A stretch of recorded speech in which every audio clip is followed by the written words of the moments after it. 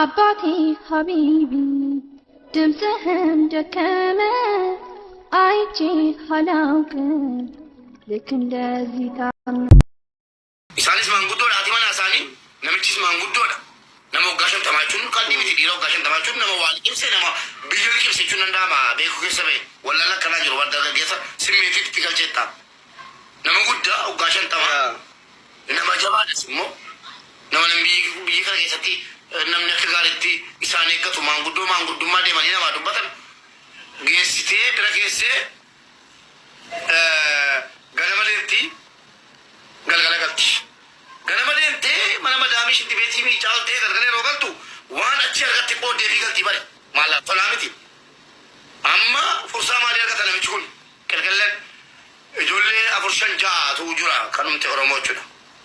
Bira kaatanii deeman.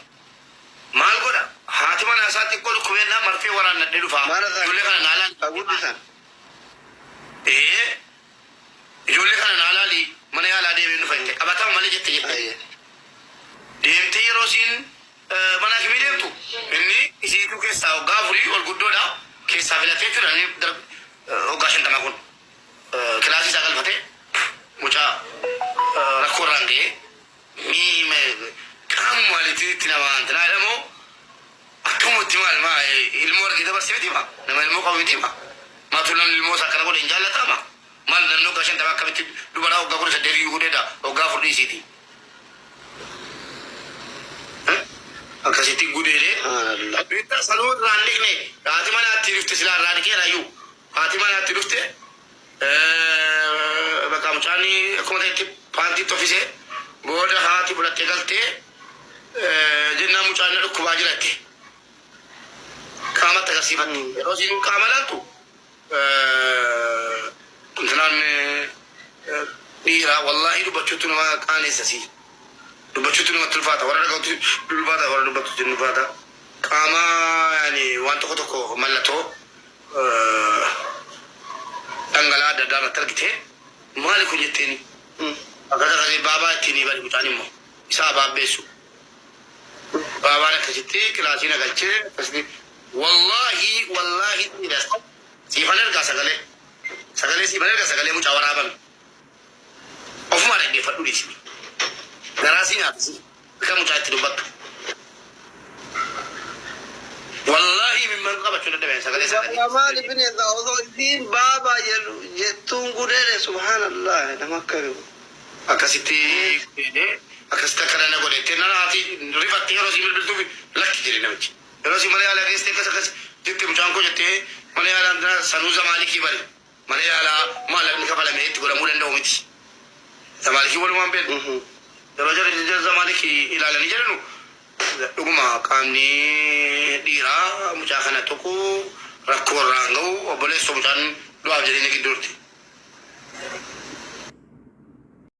Dhuguma kan jedhatu jiru ati namichaan beektaa daa'ima geessitee daa'imni koochi teesti. Kan keessumoo? Daa'ima waggaa 3 kan keemoo?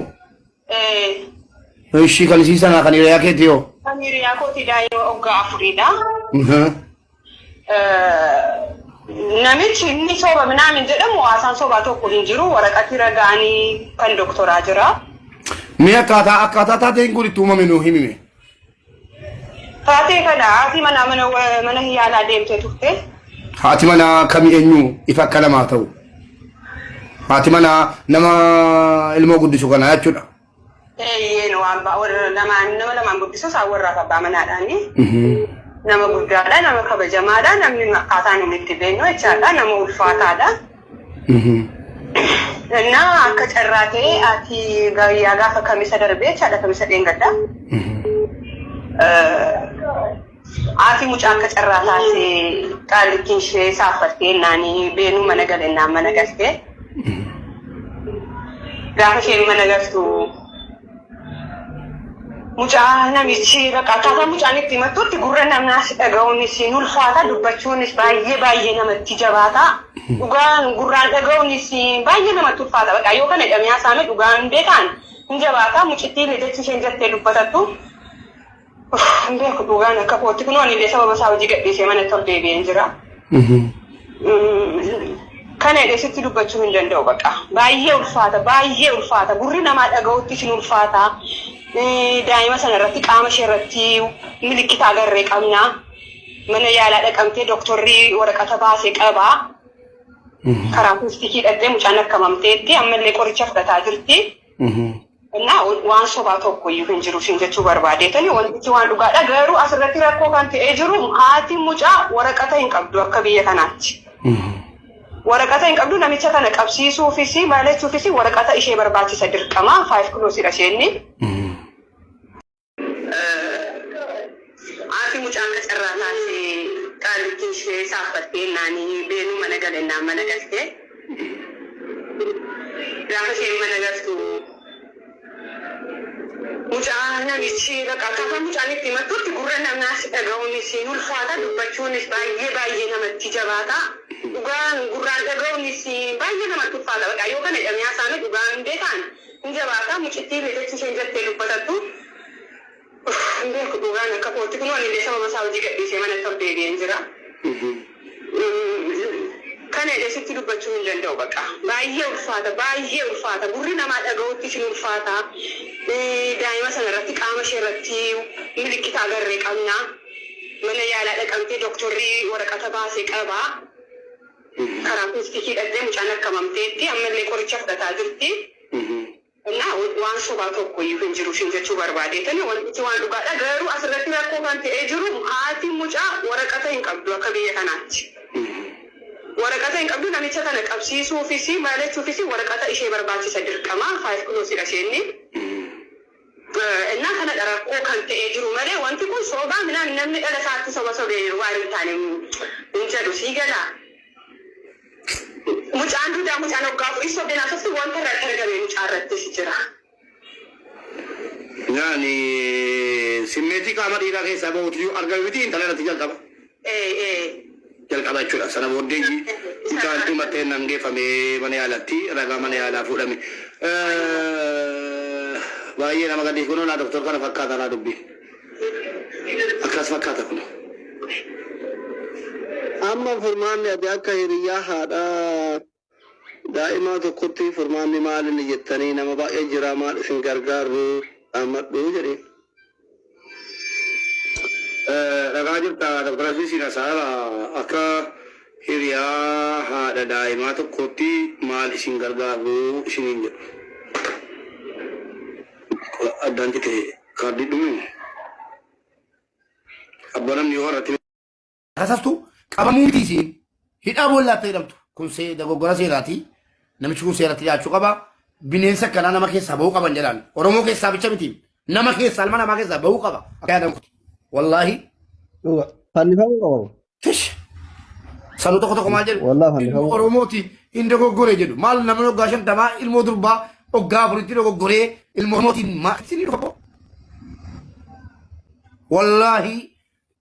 Wallaahi osoo namni qabaadhe barbaadanu qilee nagalchaa malee kiyyoo keessan galchii idimee likkii dhaabata hidhaa keessatti.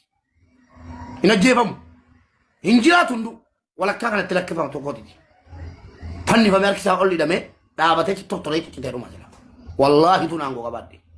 Qoshaasha. Tish ma abbaa konteenee akii. Namni dogoggorre hin jiru. Sheexana rabbi maqaatti bu'e. Sheexana maqaa baasaa. Waa tokko sheexan nuyi waswase. Ittuma yaadee godhe baqa. Nama waggaa 50 maalli. Dargaggeessa ho'i dimu. Reeffa naddaaraa simmeetii itti galee jennamu jiran. Otoo suuraa isaa argitanii tu eenyummaa isaa argitanii waa jettanii mataa qabattu. Sanuu suuraa namoota gurguddaa wajjin ka'ee bar nama Oromoo jecha waggaa 12 hidhamee fi artistii Oromoo namni hundi jaalatu wajjin.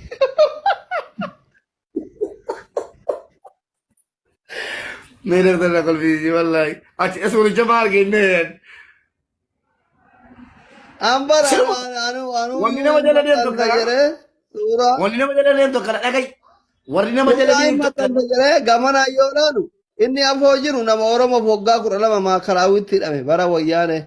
Isin gamana jirtu artistii Oromoo ta ganamaati ta namni hundi jaalatu. Matam yaadalna suuraan normaalii warri qabdannu erga warri waan kana beeytan namichi waggaa 50 kana beeytan suuraa isaa qofa.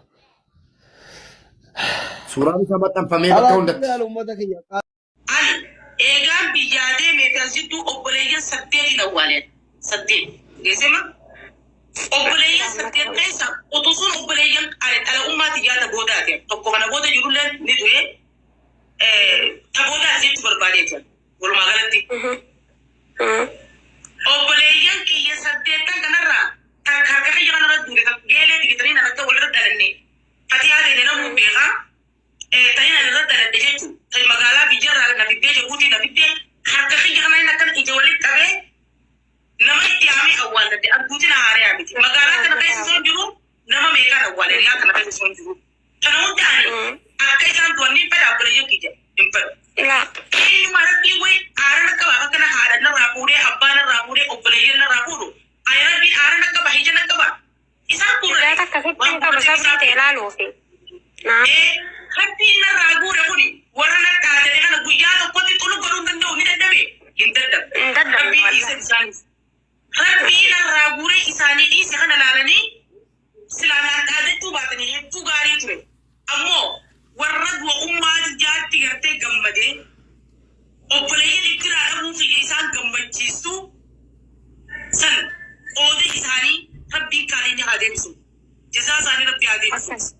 Rabbu marradde jazaa isaanii rabbi haa deebisu. Ani kalees ni jiraadhe, arras ni jiraadha, borus ni jiraadha. Maaliifi haadhi fi makluuqa isin na jiraachiftu rabbii waliin nu jiraachisa. Rabbiin isin hojjisee ati jala deemee yoo naan fedhe malee jala deemee awwaalamuu hin danda'u. Ni jiraadha isin godhe hanga rabbiin hundi nama ni jiraata. Guyyaa dhufee immoo isin fudhatee yeroo na fuursa isaa beeku. Sigatee tuli addunyaan dhiibuu nuti keessummaadha nuti irraa godhanna. Warri fattanii kira keessanii fi jaalattanii dhiifattanii affiranii lijibbee awwaalee takkatti ilaaltan. Waan ilaalchi keessatti dadhabaa. Ilaalchi dadhabaa. Rabbiin kun godhee kophaa na dhaabee kuni kophaa na dhaabee akkanatti kophaa na hambise kuni isin kophaa isin dhaabu sokontii takka isin irraa fudhatu. Wallaahi sokontii takka. Hafu dandeenye barmaneera warri akkasiisanis maaliif amrii rabbii harkaa qaba lubbuu rabbii harkaa qaba bar rimootaan barnuti jireenya keenya kun guutuun harkuma rabbii akkuma televiziyoona rimootaan olii gatoof nusan jireenya keenyaas akkas rabbiin olii gatoof bikkarra dhaabbachuu feetu san istoopichirra gootaami yeruma san irratti istoopirra godhuu danda'a. Lubbuun isuma ka'uumee kalaqeetu harkaa qaba namni ifiin bobba'ee galaan jiru. Akkasii dubbaddaa. Gataniima? Eenyummaa nuti dhiisiti alagaa utuu waan namni nama fedhu alagaa diina fiitu anamma diina fiddu wallahi du'aan hin fedhu diina fidda du'aan hin fedhu firraa hin dhorka harkaan hin firraa dhorka nama dhufe malee akka inni tu hin fedhu diina fidjaawan warri diinummaa caalte du'aan wal fedhuun ilaa haddii kana jisa keessa rabbisee deebisa fawwootti miti dhiyootti inshaa Allah dhageessanii kanaafuu walumaa galatti ani ummaatii jedhuute namni haadhaa fi abbaa awwaalin qoblam guutuu jedha. Haadhati ija abbaa kiyya awwaalladhe. Obboleeyyan kiyya guutuu awwaalladhe. Wajji dhaladhe kan ilma namaatti qophaan dhalanne. Narraa dhuman eenyu fudhate rabbii fudhate kanarra jaalatu fudhate. Kanaaf itti dhaqa malee isaan natti asin deebi'an ganaa. Ani immoo isaan duubatti waan rabbi hambisee isaan beeku.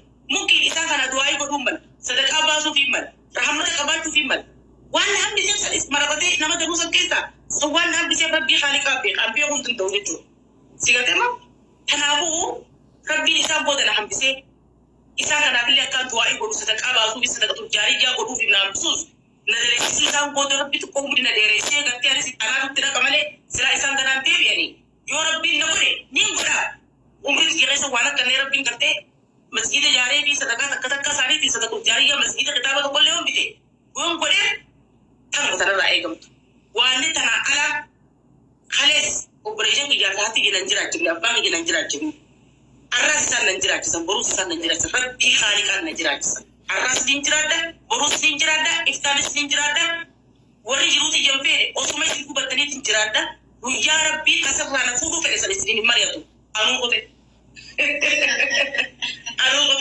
egeessanimma kalees qobluun ture miidiyaarra arras deebiitiin qobla miidiyaarra akkam akkasitti guyyaa ummaati yeroo hin baate san ka jireenyi guutuu achirra naa dhaabbatuun seena. Dachii natti kolooyitee waan والله واني دلت والله واني دبت والله قلنا نرابته وكمان بدي أمتي جابوا ده بيجارو كم بلدين جنة بلدين ترى أنا توجينا هاري عبد تور أول بي